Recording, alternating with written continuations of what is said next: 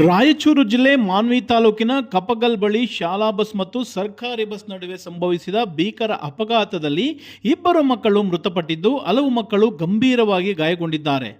ಇನ್ನು ಮೃತ ಕಂದಮ್ಮಗಳ ಆತ್ಮಕ್ಕೆ ಶಾಂತಿ ಸಿಗಲಿ ಎಂದು ರಾಜ್ಯ ಸರ್ಕಾರದ ಮುಖ್ಯಮಂತ್ರಿ ಸಿದ್ದರಾಮಯ್ಯ ಸಂತಾಪ ವ್ಯಕ್ತಪಡಿಸಿದ್ದು, ಘಟನೆಯಲ್ಲಿ ಗಾಯಗೊಂಡ ಮಕ್ಕಳಿಗೆ ಉಚಿತ ಚಿಕಿತ್ಸೆ ವ್ಯವಸ್ಥೆ ಮಾಡಲಾಗುವುದು ಹಾಗೂ ಮೃತಪಟ್ಟ ಮಕ್ಕಳ ಕುಟುಂಬಕ್ಕೆ ರಾಜ್ಯ ಸರ್ಕಾರದಿಂದ ಪರಿಹಾರವನ್ನ ನೀಡಲಾಗುವುದು ಎಂದು ಸಿದ್ದರಾಮಯ್ಯನವರು ತಿಳಿಸಿದ್ದಾರೆ.